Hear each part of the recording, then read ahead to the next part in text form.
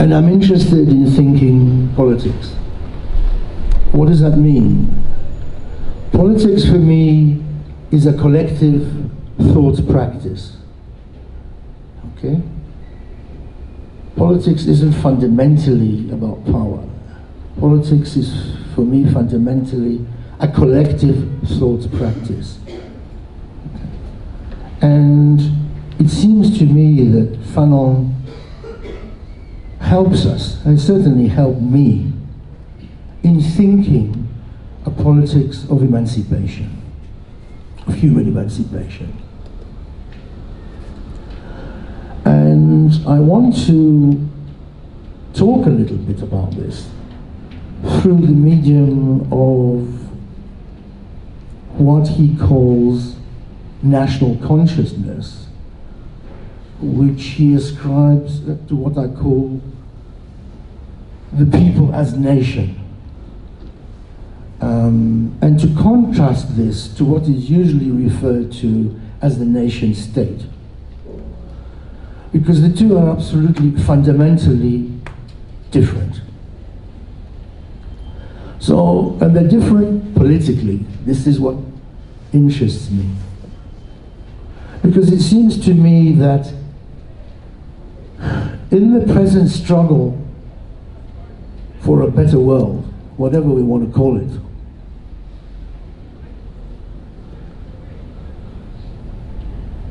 much of that struggle in a colonial or neo-colonial context is about developing a different conception of what the nation is, and developing that conception in struggle. Always within a colonial context, the response is one which has, if you like, a nationalist content in one way or another. And it seemed to me that that was a useful place to start. But Fanon is talking about a context which is colonial. Now we no longer live in a colonial context. We live in what I would call a neo-colonial context. So how is it possible to think along the lines that Fanon is thinking, but within a different context? Because we can't just take Fanon's arguments regarding national consciousness and simply apply them in a completely different context. We'd have to modify them somehow, or at least rethink them, or try and adapt them to a completely new context. And this is what I'm trying to do in this paper.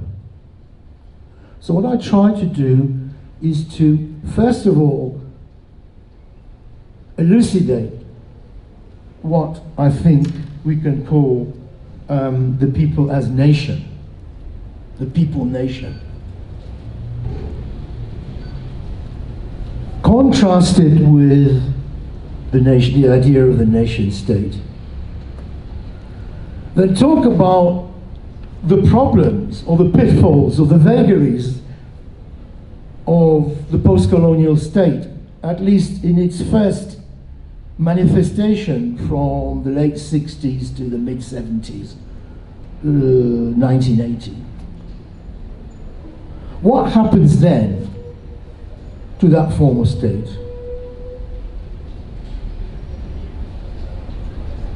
And how we can think about the period following that to the present, especially in South Africa. So let me first try and talk about Fanon's national consciousness, as I call it, a dialectic of emancipation.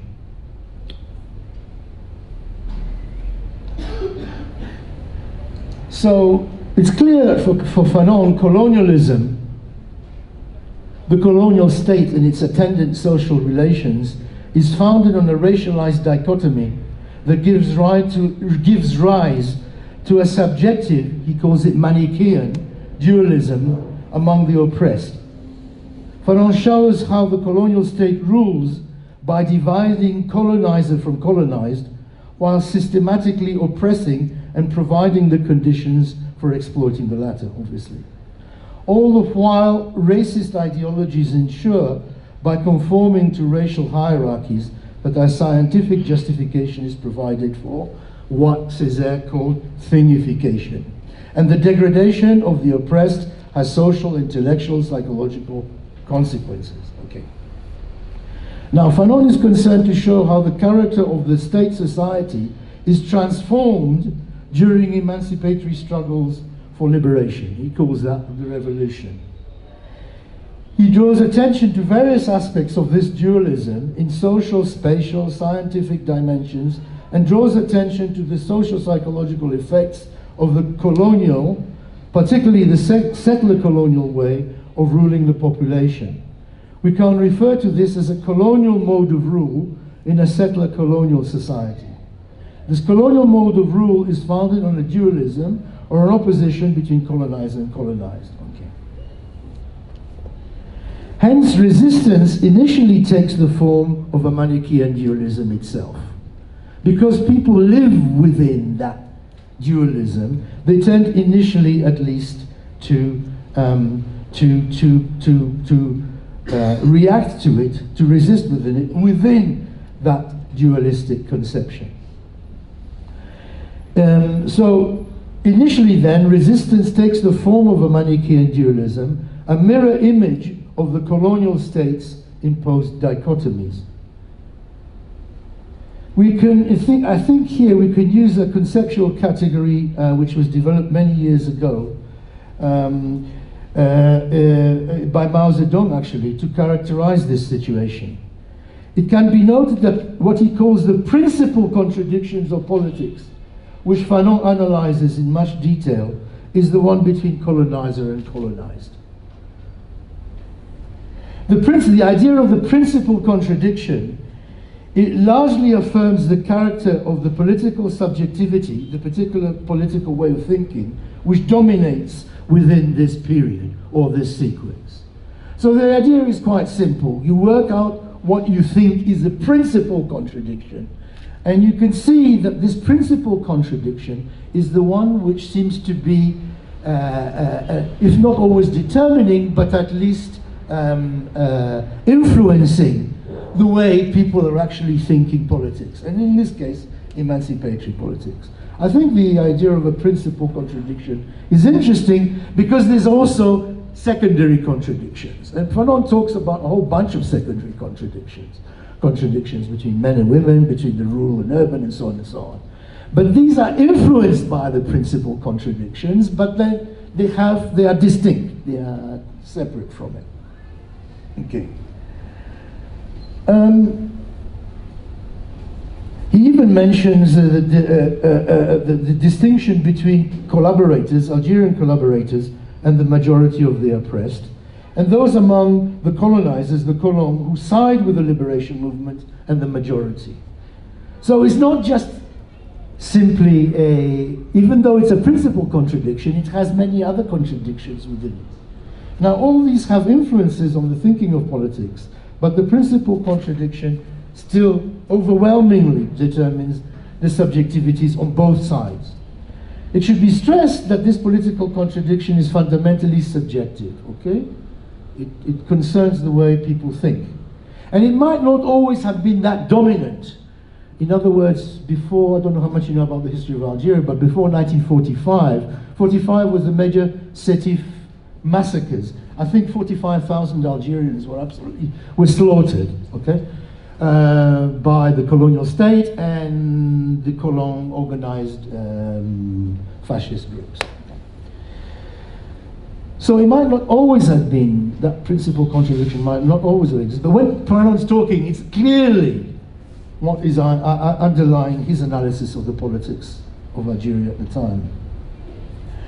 And Fanon shows how in the case of Algeria, through collective political struggle, a process unfolds which transcends and subverts this dichotomy, and the contradiction is thereby resolved. So this process, I think, must be understood as fundamentally political.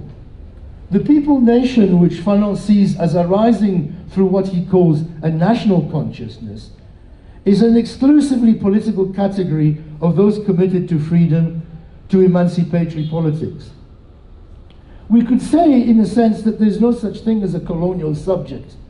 Rather, a political subject develops during and as a result of the anti-colonial struggle. What we have under colonialism is Césaire's thingification, whereby the colonized do not exist as a people as such, do not exist as people, let alone as a people, right? And thus they have to constitute themselves as a people through becoming what may be called the subject of politics. This process of becoming is socially located and simultaneously draws attention to the universality of human freedom. Hence, we have a dialectical process. This process of becoming is of necessity popularly based as well as inclusive. It is that inclusivity which defines the people. The people is not just the population. So the formation of national consciousness was an absolutely real process for Fanon, directly experienced, and it must be understood as such. It arises from overcoming differences and uniting people politically around a common conception of the nation. To slightly reformulate an argument which I've made at length elsewhere, Fanon shows that the state produced social relations and their consequent subjectivities in the colonial setting, which he terms Manichaean, are overcome in struggle by the people themselves, led by militants who guide the process through their work among the rural masses in particular. The subjective Manichaean dualism organized around the dichotomy colonizer-colonized is thus transformed in the process of struggle. He says the following: the idyllic unreal clarity of the beginning is followed by a penumbra which dislocates consciousness. The people find out that the iniquitous fact of exploitation can assume a black face or an Arab one, and that many members of the mass of colonialists reveal themselves to be much, much closer to the national struggle than certain sons of the nation. End of quote. So the outcome of the process is thus the rise of a national consciousness which is essentially both collective and dialectical. Quote again: the living expression of the nation is the moving consciousness of the whole of the people. It is the coherent and enlightened praxis of men and women. The collective construction of a destiny is the assumption of responsibility on a historical scale. End of quote. So the process concerns the rise of a universality out of a particular dichotomy which it transcends while remaining marked by it.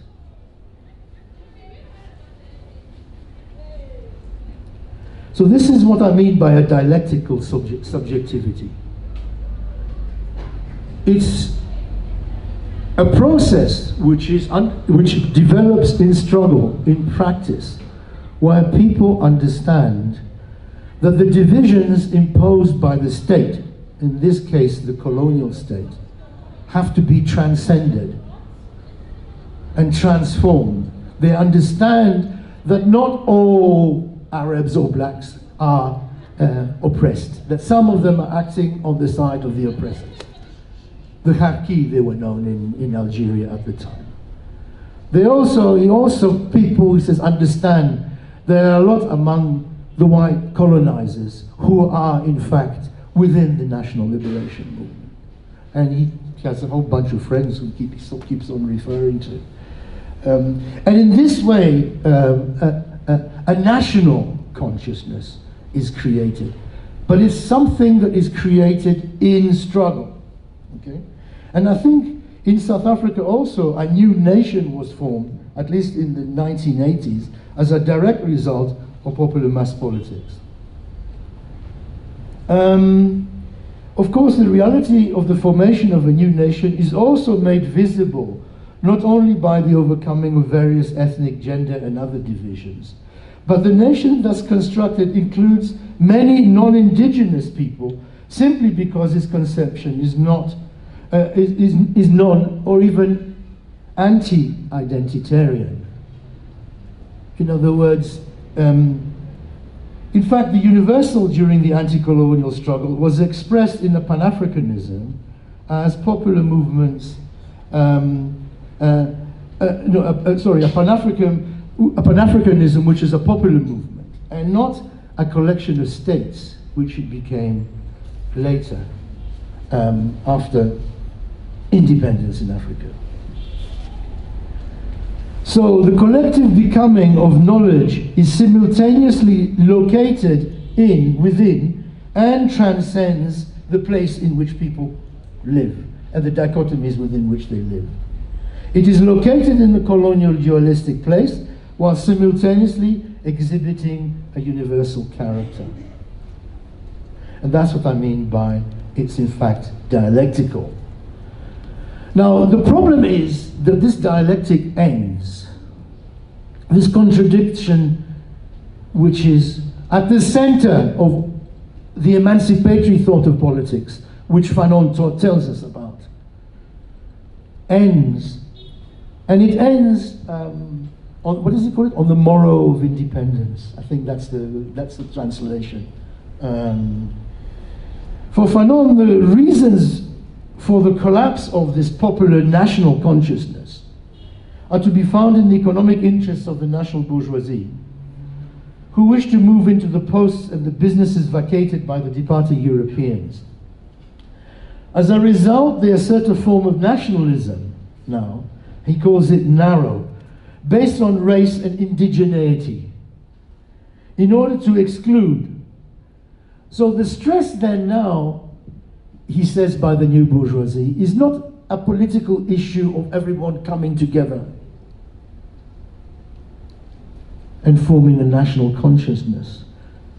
The bourgeoisie redefine the idea of the nation on the basis of some concept of indigeneity or autochthony.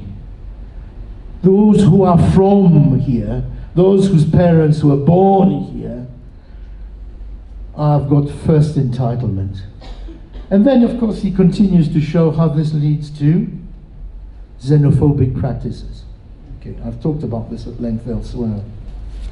Clearly, Fanon recognizes that then there has been an obvious political shift from an idea of the people as the nation, which was central to a universalistic politics of freedom, and embodied in an inclusive national consciousness, to that of the nation-state, where the thought of a nation and as an ethnic particularism predominates, and the state then becomes exclusionary. We can now talk in terms of nationalism, if you like, as opposed to national consciousness. The two are not the same. And it's a return, in a sense, to Manichaean conceptions, because it's now us versus the foreigners, right? And it requires, this process requires an end to the dialectic and its replacement by a purely, what I call, expressive subjectivity. So your subjectivity, your way of thinking, is now simply expressive of the place that you're in. So you see now I'm saying, I'm Nigerian, I'm Ivorian, I'm South African. No, that's what I am on the basis of my indigeneity. It's no longer that I'm committed to a struggle for emancipation. It is now a question of where I am located. Now, what is the subjective operator which enables the end of this dialectic? It seems to me that one requires a subjective operator. I'm going to try and explain what I mean. It's an operator that makes the end of emancipatory political subjectivity possible, and hence that enables a return to a purely expressive subjectivity, which is typical of state thinking. The new state insists that those who are part of the nation are those who are born here, or those whose parents were born here. Now, this operator is inherent in populist subjectivity itself, unfortunately. And the collapse of this dialectic is not simply reducible to an external cause, I think, such as the state or the national bourgeoisie, as Fanon maintains. I think there's more to it than it. I think that the inability of the dialectic to sustain itself and to sustain a commitment to universality is impacted by something else. Whether we refer to the FLN in Algeria or to the ANC in South Africa, they each saw themselves and were seen as, in the United Nations formulation, the unique representatives of their people. That was the formula used by the United Nations. So SWAPO was the unique representative of the Namibian people, for example. The fact that the people also saw them as their representatives is not in doubt either, it seems to me. But by so doing, the people lost their independent existence as a political subject and reverted to passivity. Why? Because they're now saying, these people represent us. These people speak for us. Therefore, we let them do what they think is right. So the problem then, or the subjective operator, and here one should read Rousseau, I think it's extremely important. I mean, I think Jane Gordon is absolutely right to bring Fanon and Rousseau together, to creolize them in their thinking. Is that the problem is the idea of representation. As soon as you don't speak, the people don't speak for themselves and see others as speaking for them, then you lose what Fanon called your will. You know, you become a slave because you're no longer able to exercise your will. Someone else now is speaking for you. So the reason behind the ending of the dialectic, it seems to me, the dialectic of emancipation, is the notion of representation. The movement transforms itself into a party. Have we heard this before or what? Which becomes a state institution at independence. There we go. As such, its function is to achieve state power for those it sees itself as representing. In this manner, it becomes a subjective conduit for the transformation of the national movement into a state organ. The idea of a nation is embodied in the state that now represents it. The nation state has arrived and has replaced the people nation. Pan-Africanism collapses as a popular idea, uniting peoples, and is replaced by a mere collection of states. Fanon tells us, quote, African unity to which the men and women of Africa were passionately attached and whose operative values served to bring immense pressure to bear on colonialism, African unity takes off the mask and crumbles into regionalism inside the hollow shell of nationality itself. So the core of the subjective problem then becomes the party organization, which enables the subjective transition, in other words, how people think, between the people's nation and the nation state. And this is because the party's sole concern is to attain state power. Given that it calls itself a national liberation movement, which represents, stress, the people as a whole, the equation state equals nation equals people can now become hegemonic. This is our state, it represents us. And then we discover later that in fact it doesn't. Or it does only partially. Okay, so this is what happens, it seems to me, at independence on the African continent. How much time have I got left? 15 to 20. All right. I'm negotiating. I just want to say a few words about what happens on the continent, because it happens, after Fanon's death in 1961, African countries become independent. And between 1960s and the 1960s and the 1970s, we have a process whereby the state itself tries to build a nation. Because they're not nations. The nations have to be constructed. The state calls it nation building. It's true, we've heard this, isn't it? You must have heard of it. The nation building process is absolutely central to independent African countries post-1960s. And how does this nation building process, what's its main operator? How is it supposed to work? It works principally through this idea of development. Development is at the core of the idea of nation building. Development in post-colonial Africa was meant to be for everyone, not just for some. Okay? Development is not understood now like, oh, there's a development over there, somebody's putting up a building. That's not how it was understood. Development was a national, state-led project. It was about providing full independence to the African nations. What does Nkrumah say, apart from some of the interesting aphorisms? Nkrumah puts it, now we have achieved state independence, we have achieved political independence. The next step is to achieve economic independence.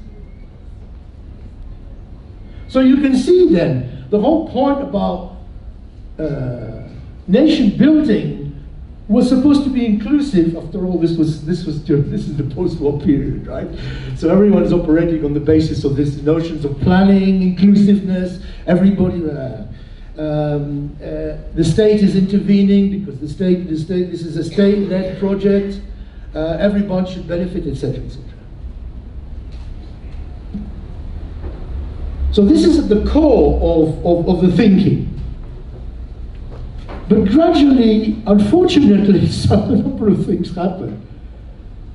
Development is reduced more and more to a technical process, which means that it becomes gradually a neo-colonial process. Why? Because both on the one side the West and on the other side the East provide advices as to how development should take place. So it becomes a neo-colonial process. It's the state itself removes itself from any, whatever little it has left in terms of connection to its people, and becomes more and more oppressive of its people because it allies itself, in a sense, with colonial interests, with Western capitalist interests, overwhelmingly.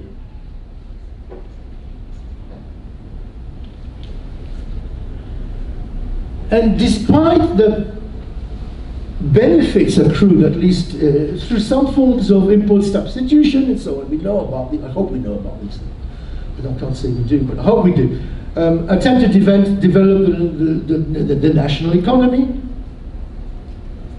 The overwhelming majority of the population feels excluded and is excluded. So that it gets to a point where there's this famous quote by a Nigerian peasant who says, when is independence going to end? In other words, they're oppressing us so much, they're coercing us so much. And through this, I forgot to mention also this idea that various ethnicities are excluded. Some ethnicities become dominant, others are excluded and oppressed because they're seen as threats and so on and so on. The African state no longer has the support of its people, so when the World Bank comes and says structural adjustment, it can't resist, it collapses, it has to be structurally adjusted.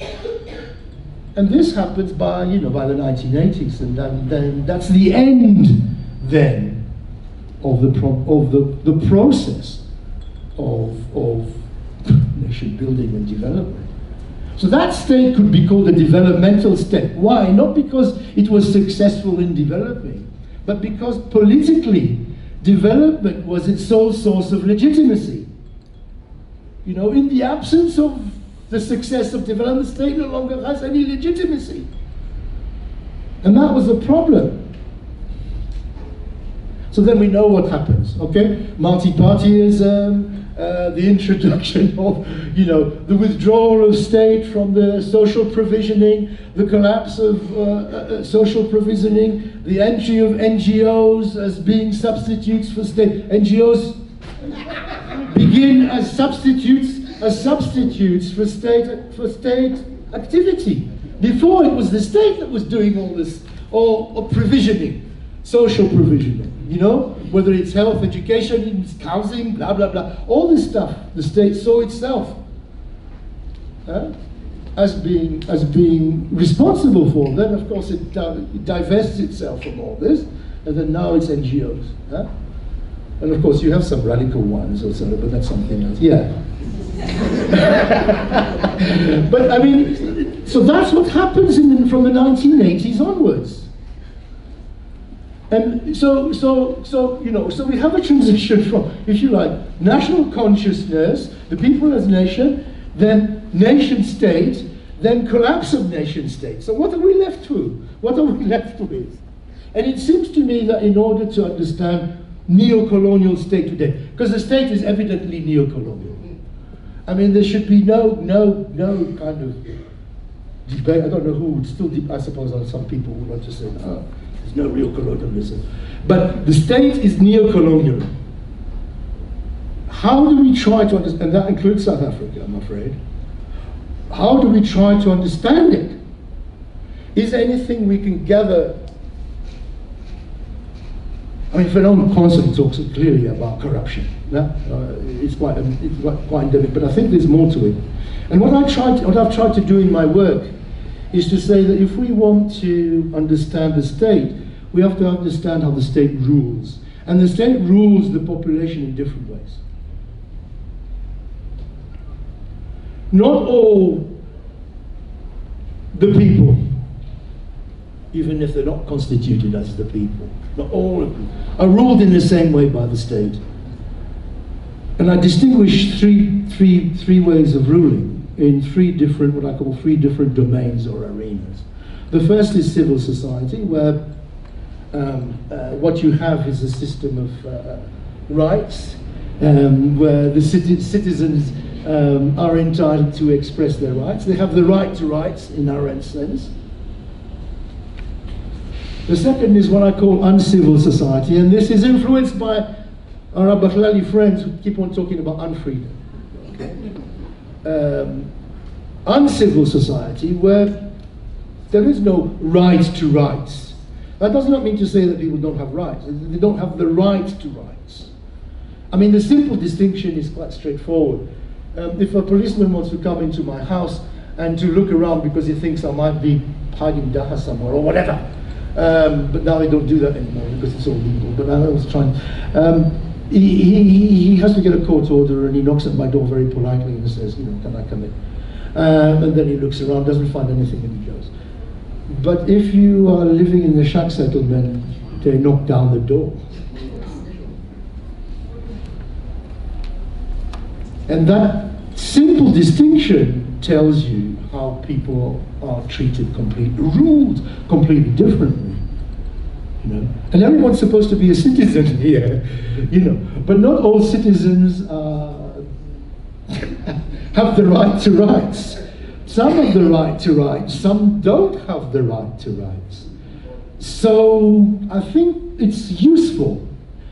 And then I think there's a third arena, and that is a third domain of politics, which I think we could call traditional society. Traditional in inverted commas, because that tradition is systematically invented.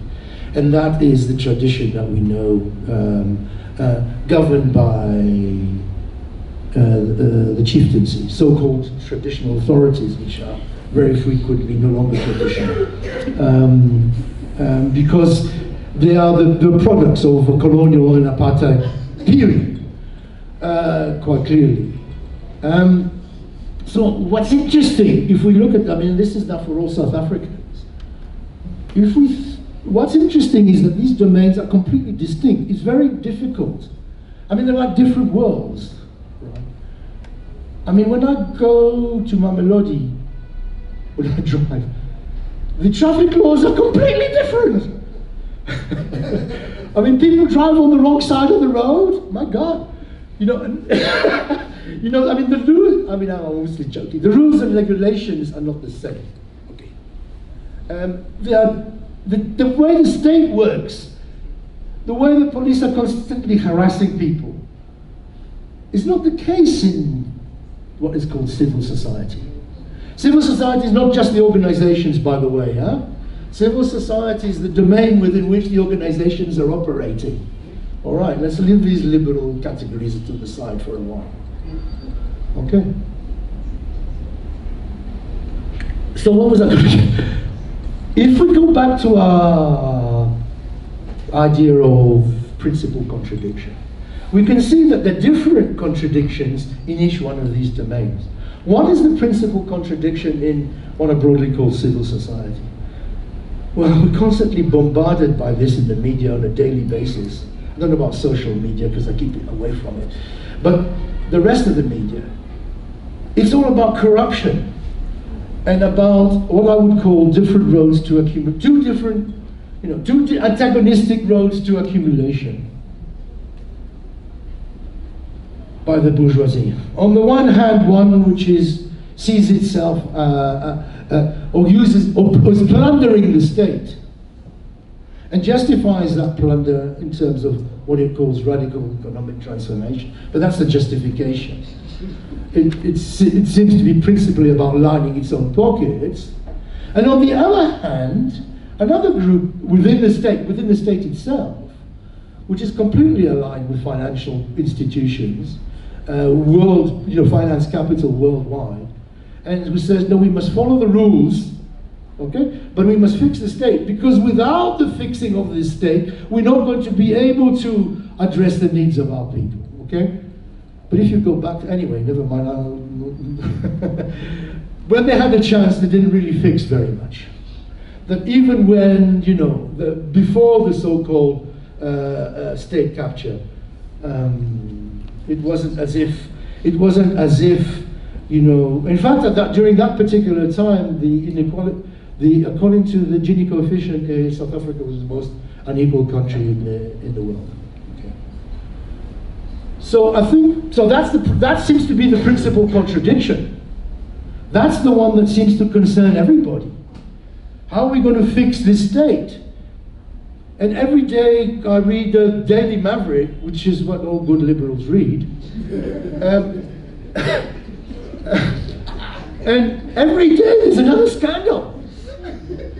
So-and-so stole even more billions of, Recently it was Prasa. I mean, my God, is there anybody who doesn't steal? And the problem here is that, of course, the whole political class now seems to be corrupt. There isn't anyone who isn't. And that's a major crisis. It's a major crisis of the state where the whole political class is losing legitimacy. I can't. So anyway, we could talk about how, maybe we could start to begin to think our way around this. If we look at civil society, what is the main contradiction? I mean, doesn't mean to, sorry, maybe I should say, doesn't mean to say there aren't secondary contradictions, okay? Clearly the issue of xenophobia, clearly the issue of violence against women, gender-based violence, which incidentally is named, whereas xenophobic violence, they refuse to name it. They simply call it criminal. They refuse to name it. I mean, it's extraordinary. No state, no person at the top in the state has come out and said, this is xenophobic. They say, no, our people are not xenophobic. This is just criminal.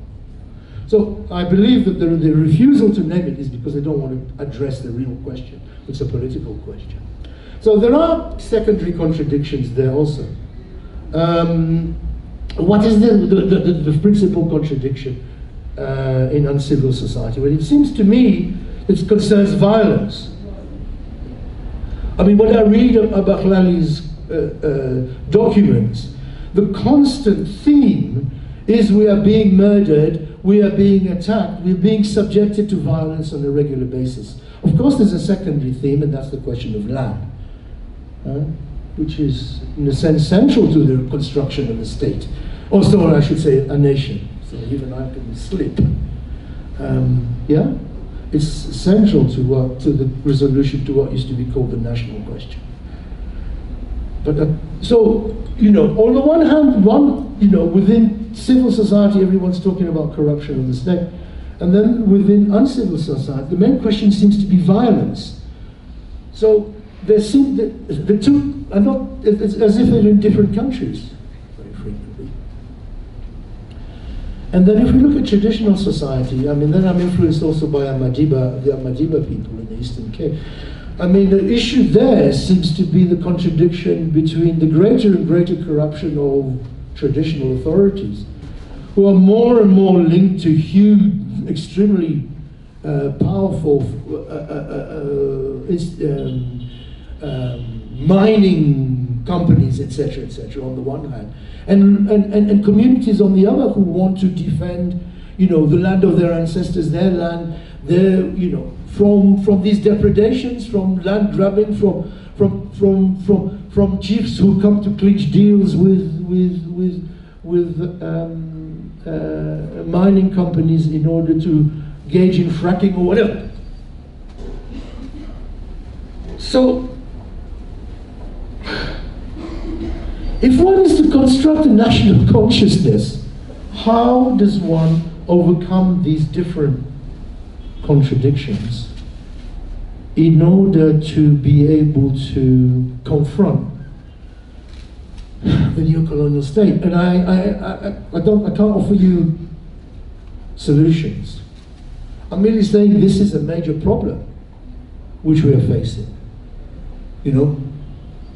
And in this country, it's not just simply a race issue. I think the race question is there, but I think it is made more apparent in civil society, because what happens is civil society is founded on whiteness.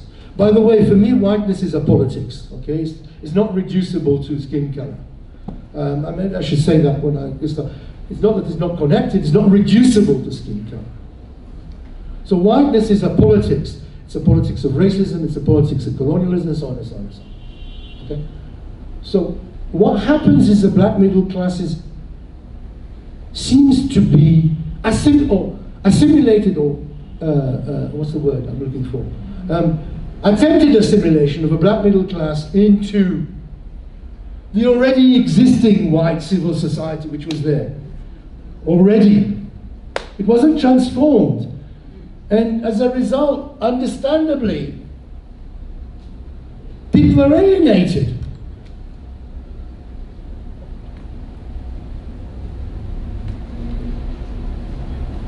Not only that, but white professionals control most of the jobs. So it's very difficult for others to get in. So, because they're limited, and they're limited because of the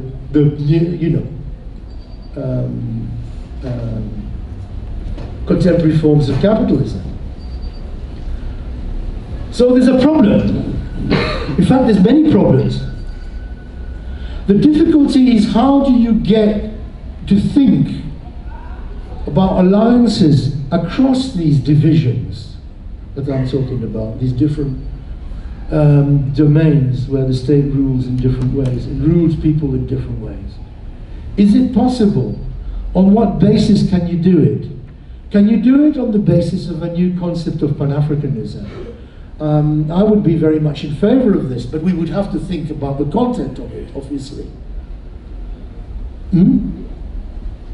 Is the idea of reconfiguring a new concept of the nation to struggle against xenophobia in the way Abakhlali are doing? You know, there's only one human race, they say, and they're right. Yeah? Maybe that's the place to start. Let me stop there. Thank you. Thank you so much. Okay, Okay, taking a question. Okay, there's Fizzy there and Obake. Please wrap up. Okay. I'm just curious about the idea of the principal contradiction. Yes. And I really want to push you, and not necessarily just you, but push the different speakers in the room about reconfiguring the notion of the principal contradiction. And I know you've told us that there's like secondary contradictions that are available to us. But it seems to me, even when you talk about the different domains and the ways in which the state rules, so you talk about civil society, uncivil society, and traditional society, the attendant character for me, which is a frustrating thing for me, is that when we talk about the issue of universality, we always bracket out the question of gender. And for some reason, universality operates on this other axiom when the attendant character consistently is around violence within that context, right? And so I'm not just talking about women, I'm talking about queer folk, I'm talking about trans folk.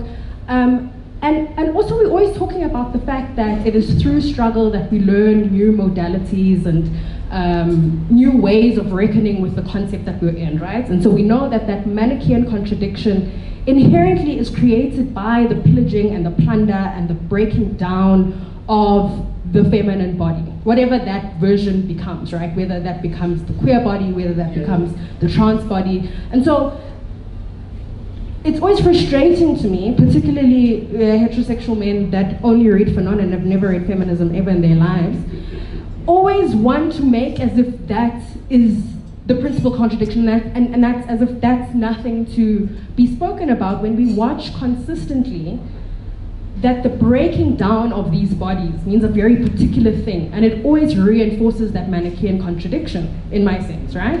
And so what are we doing when we are still not situating that as the principal contradiction?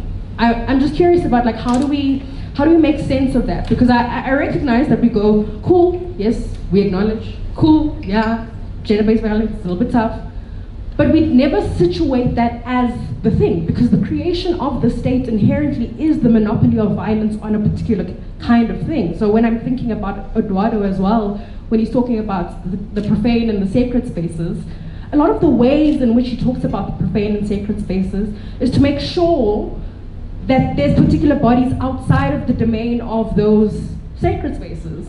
And to me, this is a continuing trend around the conversation about violence on particular bodies. And those bodies across the three domains that you've spoken about, there's no trans woman, whether she's civil, uncivil, or traditional, who will not experience violence consistently.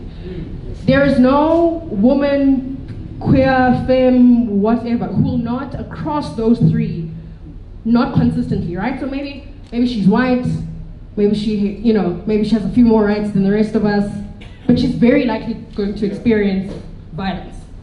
Maybe she, it's a thing that Angela Davis was talking about when she was in South Africa last year, about thinking through struggle and thinking through new modalities, is that part of the abolitionist conversation right now has to be forwarded by trans black women who are in the prisons, right? Because they have a deeply connected phenomenological understanding of the violence of the prison system, right? And so if we don't take seriously their voices and their interventions about what the actual violence is, what the actual corrosive entity of that is, then we can't really have a conversation about the abolitionist conversation with regards to the prison system. So I'm just curious about, why, I hear it, I get it, and I've read the theory, you've taught me that theory, but I don't understand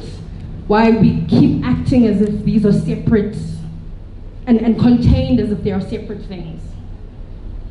Yeah. Can I ask which one? Or another one? Hi, and thanks.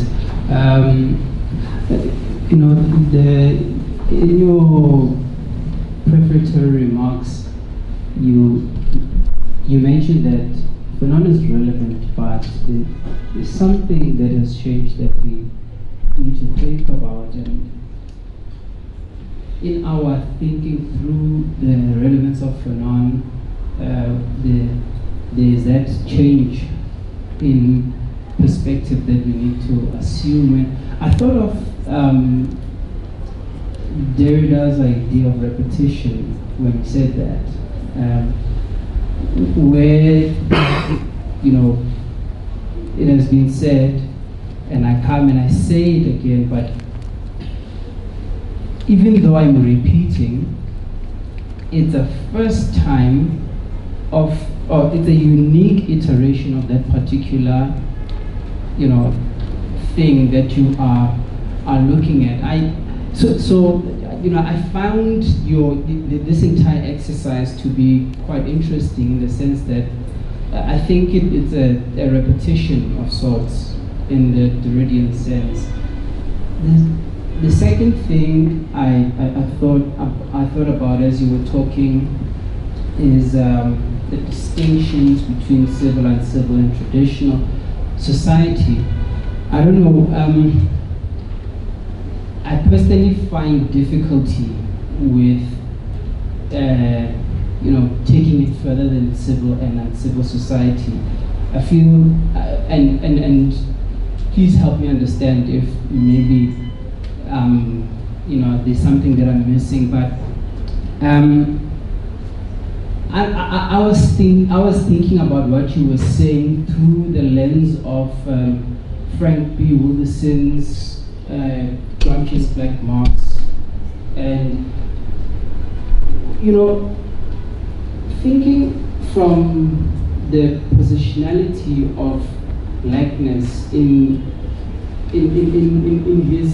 his paper, he says that, you know, there's a lot that he talks about, but to sort of understand why it is that civil society is unable to answer the question of blackness, he points us to what he calls the cow question. And in order to understand the cow question, you go into the slaughterhouse. And in the slaughterhouse, there you have the capitalist class, the working class, and state, and they're all there as sort of interested stakeholders for a fair working environment. And he says, he asks a question, this is now Wilderson, and he says, in that situation, okay, whether there's a fair working environment or an unfair working environment, what will the fate of the cow change? And his point is that in order to understand why it is that blackness is an epistemological and existential scandal, is because of the fact that blackness defies the categories that the categories that sort of allow the interaction or the exchange between the working class, the proletariat, and the capitalist class to be able to sort of have something that makes sense, an exchange that makes sense. And I feel like even in the South African situation, as much as we can try to add nuance to the situation, whether you're talking about people living in rural areas or in the urban areas, the fact of blackness will put you in that category of the cow, you know, whether it is a democratic country or it is a totalitarian country, you are still going to the slaughterhouse. You know what I'm saying? And I don't know. Please just thank you. Okay, this is again. I would like to do my contribution. You mentioned neocolonialism, right?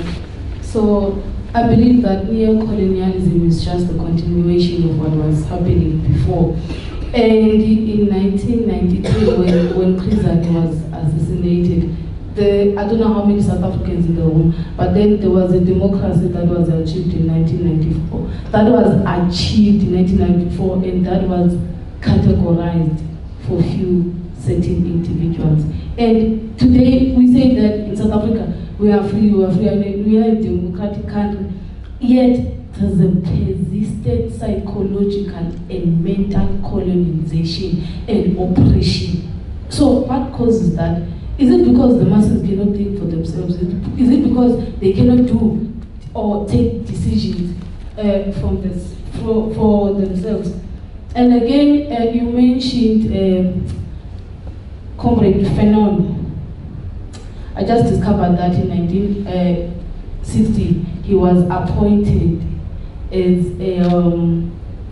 a government ambassador in Algeria. Was he appointed because of the work he does? Was he appointed because of the message in his books? Or was he appointed because of the effort he puts while he was a soldier? Thank you.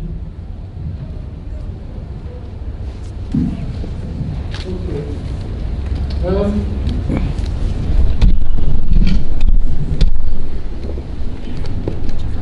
Thank you, Casey. I'm always grateful for your for getting me right, kicking me where it matters. I think what I try to do. Oh, sorry. I think what I try to do in this making this distinction between civil, uncivil, and traditional society, and I'll come back to some of them, is to emphasize how the state is ruling people differently, and therefore how people react to that rule differently in different in each different domain. Clearly, violence is experienced by some people across all three.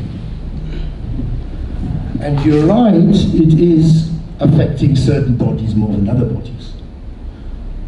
Or it is particularly directed at those bodies.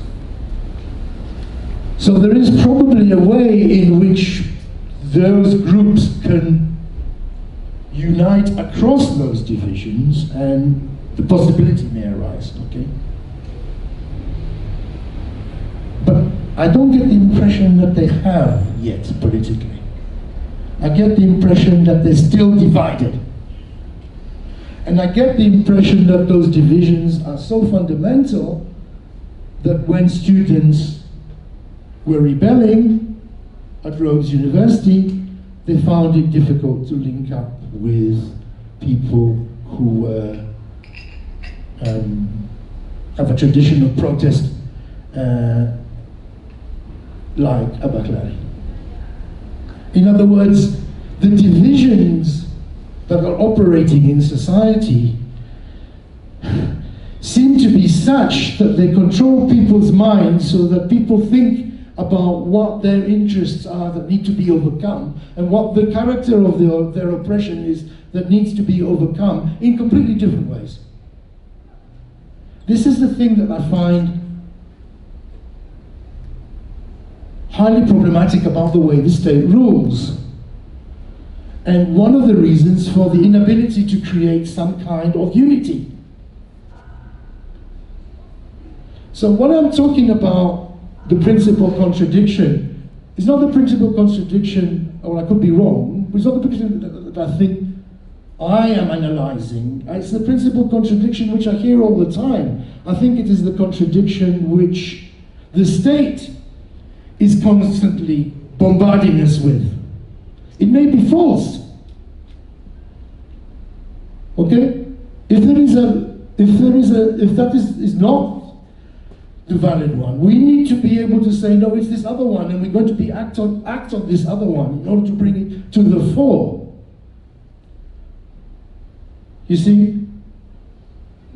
And the reason why I'm saying I put violence in uncivil society was not because it didn't take place elsewhere, because that's what I hear coming out from the statements of people who are resisting in uncivil society.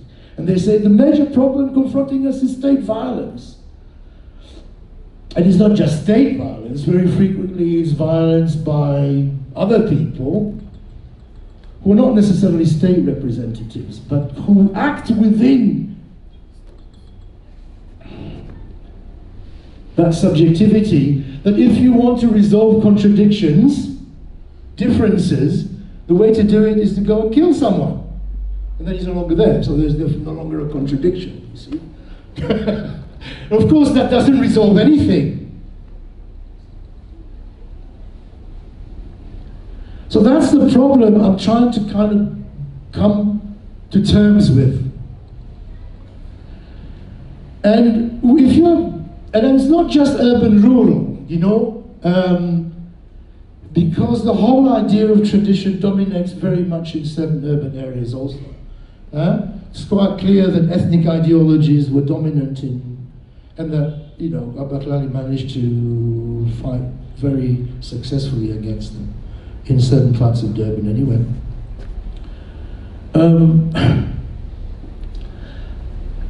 Well, we can agree or disagree on this question of the black experience. I'm not perhaps the best person to talk about it. But in the rural areas, or let me just rephrase that.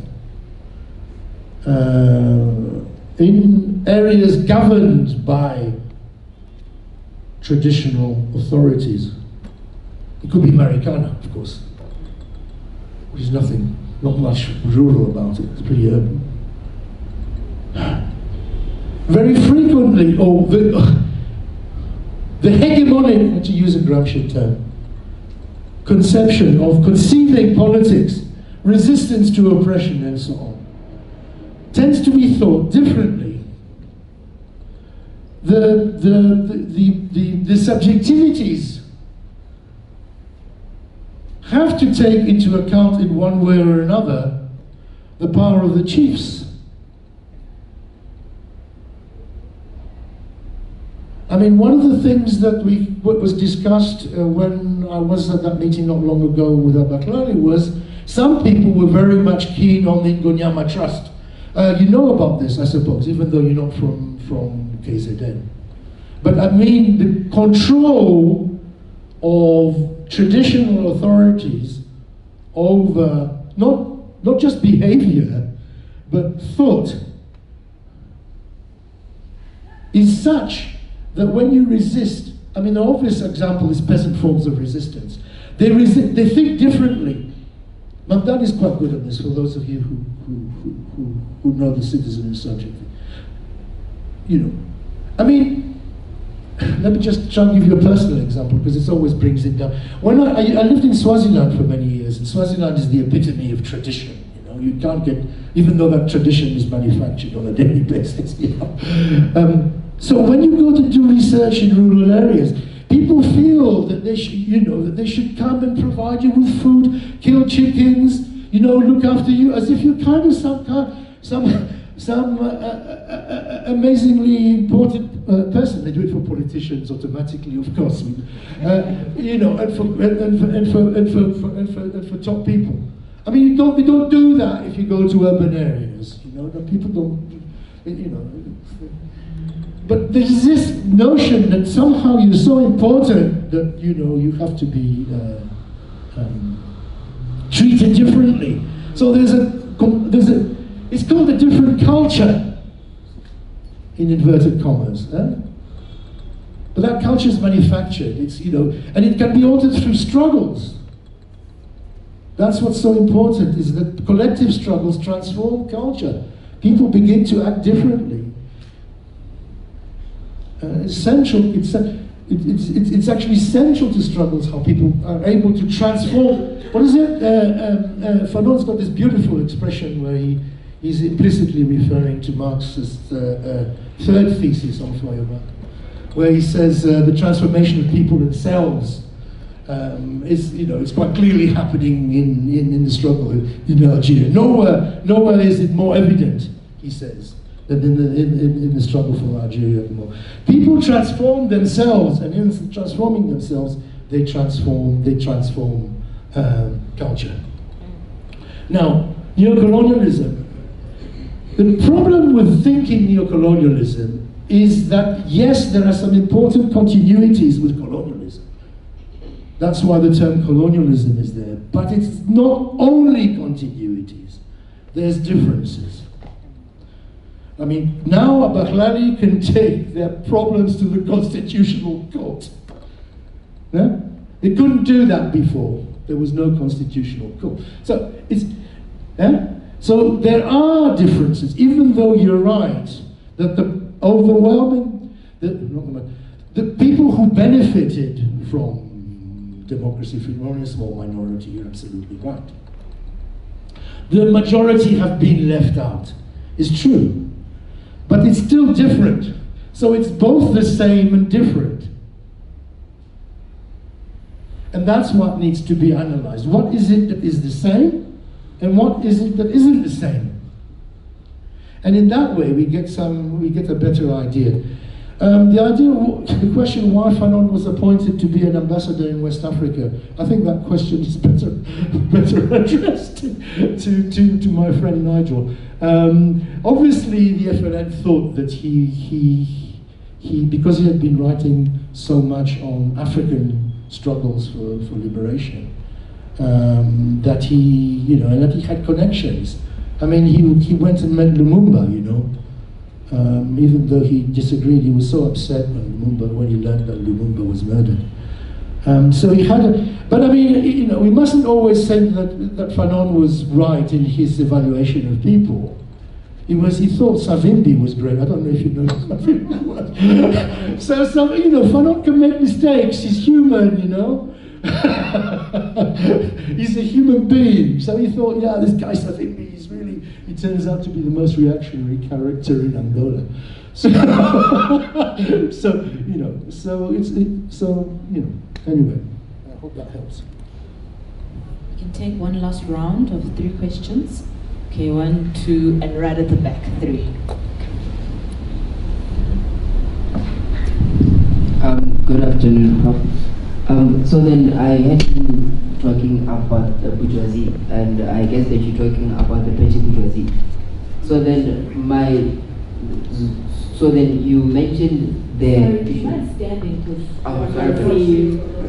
So then, Prof, you were talking about the petty bourgeoisie, right? And then you also mentioned the issue of speaking for the people. I mean, this thing of saying that the people and the political parties and things like that. But then, are you trying to? So the problem becomes that in every movement, obviously there have to be leaders, but then there have to be 7 leaders. I mean, something which most leaders fail to do because they feel like they have to have power, as you said, that they manage to actually grab state power.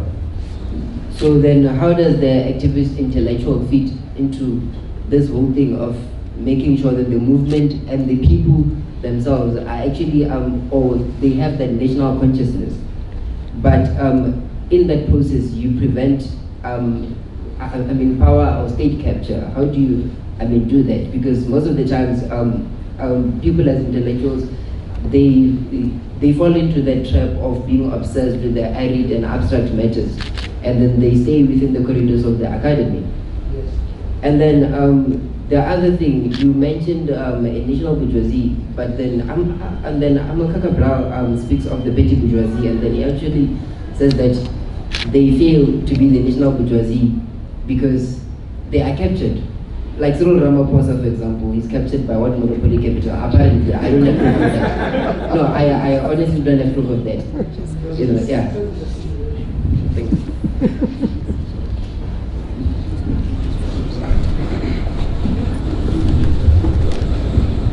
I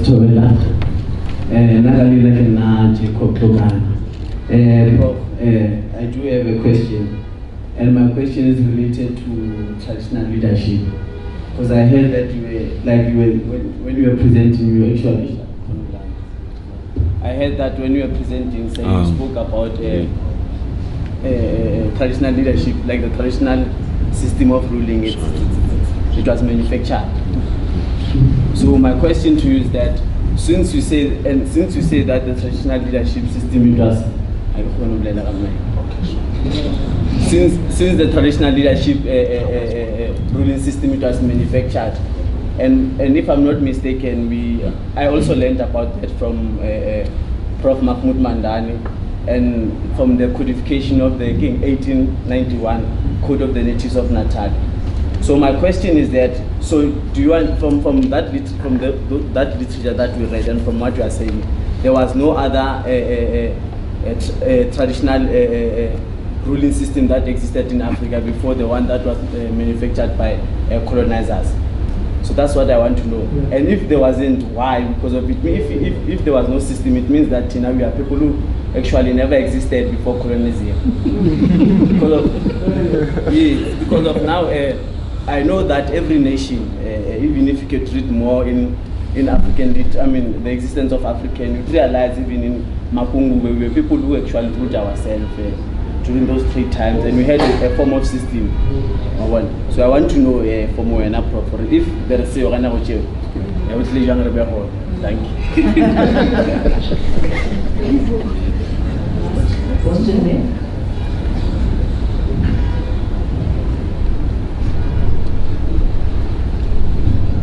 Greetings everybody, how are you? Very good.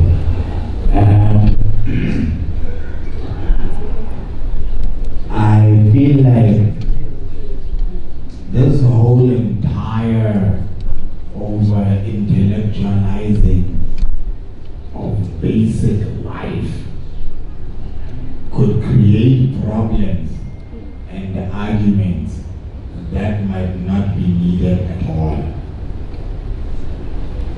How we are supposed to be as people is how we do one thing at a time by ourselves, and then we can become a community. There is no generalizations of anything that might help us with anything, because that is all wrong. We are all unique and we are all different. So the whole the chief system, the whatnot, the Zulus and Swaziland, the black people, the white people, it's creating a big problem of generalization. Like in Sesotho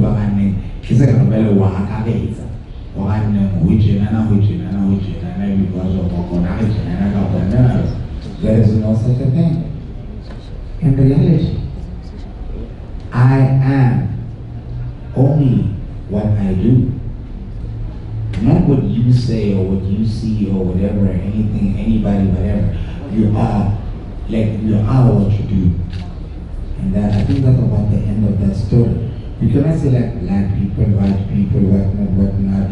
The reason that our Frantz Fanon, and when we talk about black consciousness and our deep ego or whatever, was more like, yo man, black consciousness should not exist at all in an egalitarian society. You understand? So now, there's black people here, there's white people here, there's colored people here. Why black consciousness is not important right now? What we must do is the right thing. Someone asked, will there have to be leaders? Well, no one is denying the fact that there have to be leaders. The problem with the idea of representation is something completely different. You're not saying we don't want leaders. You are saying how should I put it? We abnegate our will to act and transfer it to somebody else. Going back to the source means getting rid of your Western prejudices as an intellectual, and therefore fighting your tendency to be assimilated. So that is it. That's what he means by, what is it, the petty bourgeoisie committing class suicide. Those are the terms he uses. Class suicide. In other words, they have to identify completely. And then if you do that, then presumably you're in a better position to do some form of being a leader. So you're not just a traditional representative there. You are, you're constantly linked with the people. Now, of course, when I said the tradition has been manufactured by colonialism, I mean, in a sense that it must be taken in inverted commas. It is too extreme a statement. It's quite clear, because tradition was there before, long before colonialism, and there were struggles involved within tradition. That's one thing that has to be emphasized. It wasn't just a monolithic way of doing things. Women resisted, minority nationalities resisted. Even Moshweshwe on top of his mountain, he had all these, minority nationalities with him, but they were all doing things differently. Well, there wasn't, that was the good thing about Moshweshwe, is because he was very tolerant of different cultural ways of doing things. So there are contradictions within tradition. And what happens and there's a lot of literature on this, including Mandari, what happens with colonialism is that tradition becomes completely subverted by the colonial authorities, who give more and more power to the chieftaincy as an institution so that they can control the population. So whereas that chieftaincy was to a greater or lesser extent accountable to varying degrees, it becomes less and less accountable with the development or with the introduction of colonial rule. And that is how tradition is systematically transformed, and systematically transformed in the interest of the colonizers and the apartheid state. So that the guys who are in power now, and don't want to lose it, the traditional, have acquired that power from the colonial and the apartheid state. It is not the form of tradition that existed before. You can see it in lots and lots of different examples. Huh? In Lesotho we had the pizzo. I could talk about this for hours, so I won't. The pizzo is when you bring people together, the community together in order to discuss issues. But it was a reasonably, it wasn't totally democratic, because very frequently women were excluded. But there was a sense in which the community was involved to a certain degree in discussing with the chieftaincy what was happening. But when the colonial authorities come, they transform the pizzo into basically a gathering where the commissioner or the high commissioner just tells people what he has decided. You see? Sounds a bit like departmental meetings, if some of you have been to university. So there are traditions and in African culture of people resisting, and of egalitarian maxims and egalitarian ways of doing things. So African tradition is an important resource for thinking an emancipatory alternative. But very frequently it's hidden, It's hidden in proverbs. You have to unearth it.